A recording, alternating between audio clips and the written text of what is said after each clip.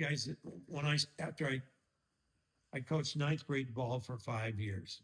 Then I coached 1 year sophomore ball when I got my leg busted. And I coached the whole year on crutches for Ed Johnson at Northeast. We won a city championship with, even though I was on crutches. We did well. Then I got the bug to go be a high school head coach. My goals that I set for myself at a early coaching age was I wanted to coach in Class A if I could. I wanted to win a state championship, and maybe somewhere down the line, I didn't believe it at the time, I might want to coach college ball someday. But that wasn't a big deal. Being a high school coach and a state champion coach, that was a big deal to me. Okay. Those stuff hanging on the wall in there, I got three of them. I'm prouder than any of them. You know what those three are? They're the ones that are shaped like the state of Nebraska. And I have three of those. And those are for the high school coach of the year and the state college coach of the year. And I was fortunate enough to be good enough to get those awards. And I am kind of proud of those because it means I was the best in the state. When I started coaching college, when I started recruiting, I kept telling those guys, we're going to play for a national championship. Now that's the way I am. I'm a dreamer. I told you I'm a dreamer. But I believed that we could.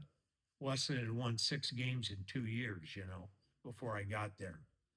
And in second year, we started off 8-2. I lost my best player. We went downhill. And first time in my life, we weren't good. A team I coached wasn't good.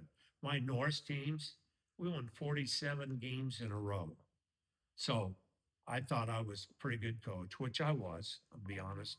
But I got to college and I lost that player. Great guy, great player. Did everything I said, but sweep the floor. Didn't sweep the floor, but other than that, he did everything. And we lost him.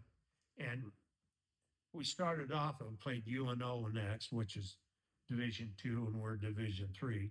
We got beat in a close game. And we played Kearney, got beat in a close game, and we started losing.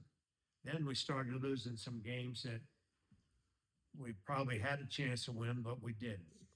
Then I started not doing a good job. I'd come to practice, I'd be yapping at them, yelling at them.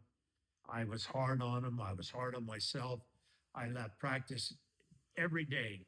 I left practice and I was miserable. I was never miserable coaching. It was fun. When I became an athletic director, that was a job. Coaching, no. Coaching was fun. I always enjoyed it. From when I coached Gordo to when I coached Division II basketball guys. I enjoyed it. But going back to my Westland stories, about 4 games left in the year, Wendell Conover, from the FCA at that time. I knew him and we'd gone to a camp or something together. I don't remember, long time ago, but he comes to a game and we got beat in a game at home at Westland that we had a chance to win, but didn't. And, he wrote me a note, and the best note I ever had in my life. And a lot of people didn't write me notes, but he did. And the first thing that Wendell basically said to me in this note was, stop feeling sorry for yourself. You know what that did? It's like something hit me right between the eyes because that's what I was doing. I was feeling sorry for myself because I lost my best player. We started playing bad. I didn't help it. I was too hard on them. They weren't having fun. I wasn't having fun. Next thing he said, play the players you think you need to play to win with. So thought about that, probably need to make some changes. And he said one other thing that I can't remember what it was right now, because the most important thing for me was stop feeling sorry for yourself. And so I took that letter. The next day, I took my team upstairs to a conference room or classroom, and I talked to them a little bit, and I read them this letter. And you know, I probably even shouldn't have done that, but I did. But I said, I'm going to make changes. I'm going to stop being negative all the time. I'm going to try to make it fun for you. You need to try to work hard and make it fun for you also. And so we'll both try to do some things there that'll help. And then your attitudes. My attitude needs changing, yours does. And I read that letter. We talked a little bit more, went downstairs. We won the next two games. I had 3 games left in the season. And to be honest, I made a pact with God. I shouldn't tell you this. At that time, I'm thinking, God, if I'm supposed to be a college coach, I was successful in high school. I won a lot, but I hadn't really been what I would call a winner yet in college. Then I got to see some progress. We won our first 2 of the last 3. One we should have won, one we might have won. The last game we played Doane College, which is Wesleyan's arch rival. Okay. Wesleyan and Doane were like oil and water, didn't mix well. That was conference game. We played them early in the year. They beat us 125 to 85. 125 to 85. So we go down there, we're playing them. We're down 18 points at halftime at Doane. Their crowd, Bob Erickson's officials, all the good things in life, you know. And I'm sitting outside with my assistant, Coach Reardon, and I said, you know, I'm going to just go in, and my assistants always let me think and talk out loud because that's what I always kind of had to do. Hash it over in my mind and figure out what to do. I said, I'm not going to get on them. I'm going to tell them how we're going to win the game. And I said to Coach Reardon, at the 15-minute mark, we're down 18 points. At the 15-minute mark, we're going to be at 15 points or less.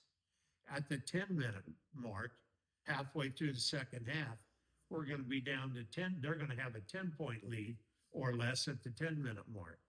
At the 5-minute mark, it's going to be 5 points or less. And in the last 3 minutes, we're going to win. I went in and told my players that's how we're going to do it. Didn't get on them. Talked about some other things we needed to do to help make that happen. They went out, and guess what?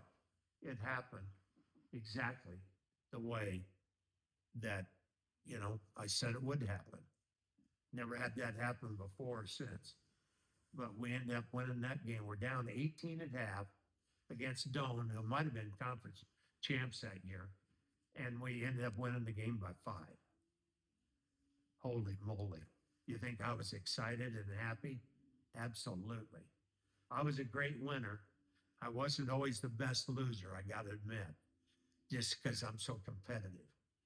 That's the other thing. If you're going to be good at what you do, there needs to be a competitive element to it. You got to want to beat the other guy, to be real blunt.